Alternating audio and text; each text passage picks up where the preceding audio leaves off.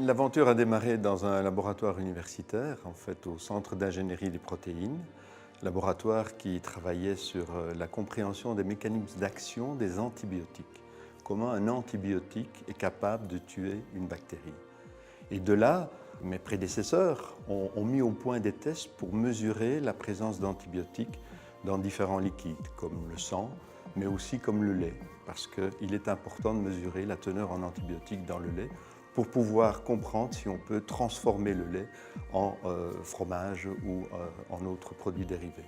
Unisensor a poursuivi son chemin, existe depuis 22 ans aujourd'hui. Nous sommes une équipe plutôt orientée technique qui essayons de prévoir quelles sont les méthodes de diagnostic qui seront nécessaires pour répondre aux besoins de nos clients, qui sont les industries agroalimentaires.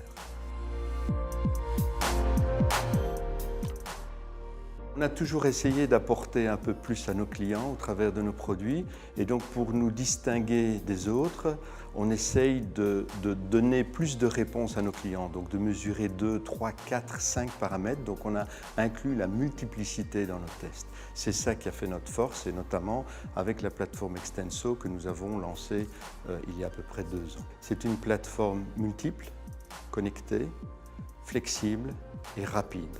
Donc nous rejoignons les intérêts de nos clients qui veulent avoir un diagnostic complet de leur échantillon, qui veulent avoir une analyse des résultats centralisée quelque part dans leurs différentes usines et qui veulent aussi pouvoir adapter le diagnostic à la problématique locale, mais utiliser un seul produit pour toutes leurs usines.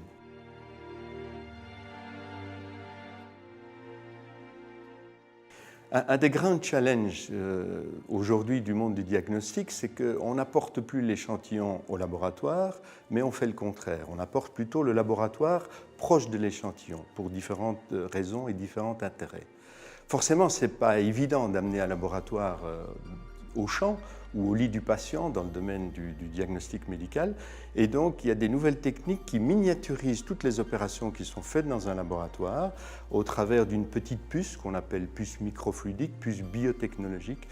Et donc ça, c'est un challenge important pour nous parce que ça demande d'acquérir des nouvelles technologies que nous ne connaissions pas. C'est pour cette raison que nous travaillons avec différents partenaires et notamment avec le CIRIS qui sont spécialisés et bien équipés dans les différentes techniques de microgravure pour puces microfluidiques.